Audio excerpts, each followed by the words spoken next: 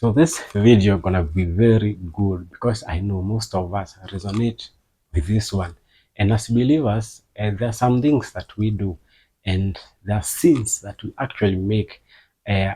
We don't think that they have an impact on others or they such a big deal, but in reality, they can really harm others, those who are close to us, and can really bring stagnation to our lives. And we might think that we are doing a good thing, but in actually it's not a good thing.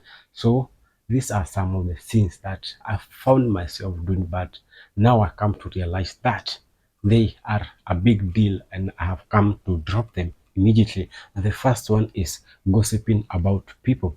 I thought venting about people or joking about others wasn't that deep. Nowadays, I catch myself uh, before I speak. Before I speak, I ask myself if this is the right thing. If I can't say it in front of them, then I don't say it at all. If that person isn't here and I don't feel comfortable when they are around speaking about it, so when they are not around, I really don't have to talk about it. I really thought that gossip was harmless, especially if what I was saying or what that person has done is true, or what that person is true. So you think that if something is true about another person, then it's right to talk about it in their absence, which actually is not a good thing. It's still a sin. So this can be backed up by Proverbs 18:21. What you say can preserve life or destroy it. So you must accept the consequences of your words. So choose wisely and stop gossiping. Men and women generally do it. The second one is letting impure thoughts slide. These are the thoughts, and as I have figured out, as long as I wasn't acting on my thoughts, they weren't hurting anyone. If those thoughts cross in my mind, just crossing, and I didn't do them, then that actually meant that it's okay, which actually is not okay. When a thought doesn't align with God's will, I don't entertain it. You shouldn't entertain it if it doesn't come from God. What you should do is pray. I pray and I redirect my focus and I guard my eyes, I guard my ears from things that trigger this ungodly thought. Yeah, that's what we should do, that you pray and focus on what's right and His will. Even thinking about it is still okay. We are still living in flesh and blood. So our minds will still be clogged by these thoughts. But what you should do is focus on God and pray about it.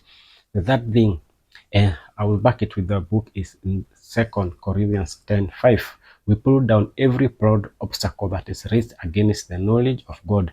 We take every thought captive and make it obey Christ. Just because no one else hears your thoughts doesn't mean God doesn't. He hears them. So the other one, that one, is complaining about everything. Yeah, I complain about my job. I don't like it.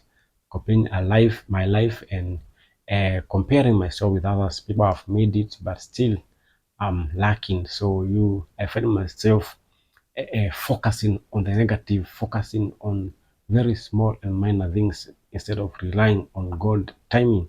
Now, what I do is I practice gratitude.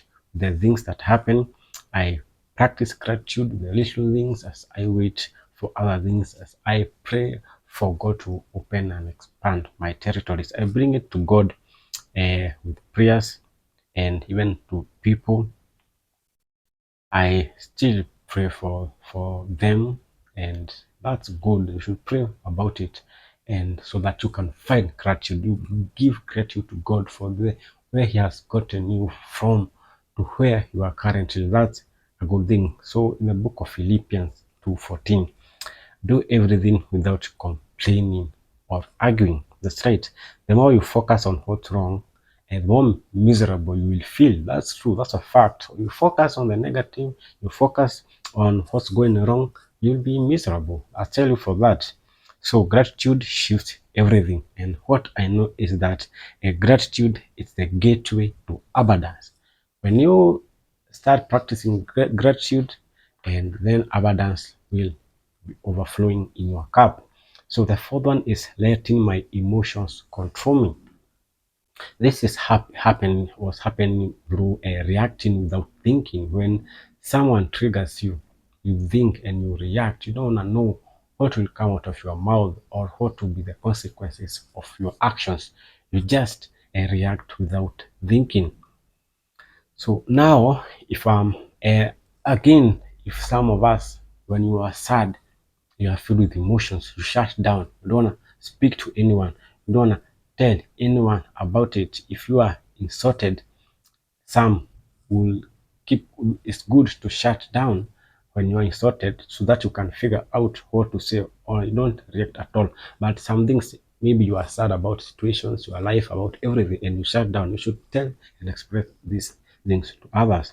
Now, what currently I do is I process before responding. Before I respond to a thing or to a person, I think about what uh, is going on. I don't let my emotions lead me.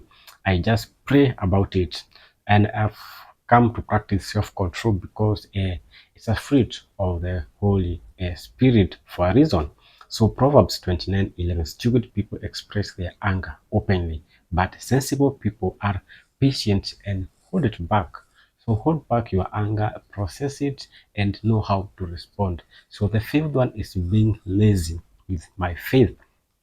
I used to skip prayers and barely reading the Bible, not reading at all, and just doing a 1 minute prayer. That's how I was. And all I would say is that God knows my heart. Yeah, God really knows my heart. Now I show up daily. When I feel it or I don't feel it, regardless, I study the word, I pray, and I stay consistent daily, doing it daily. So faith grows through actions and not just intention. You must follow through actions each and every day. Carry that cross each and every day because faith without effort leads to stagnation. The book of Romans 12:11. Work hard and do not be lazy. Serve the Lord with a heart full of devotion. The sixth one is ignoring the Holy Spirit's convictions. That's really one thing that actually most believers are struggling with till now is because uh, feeling the nudge from the Holy Spirit telling you, don't do that, don't say that, you might want to hold on that, maybe you know better than that. So I'll ignore it and do what I wanted anyway.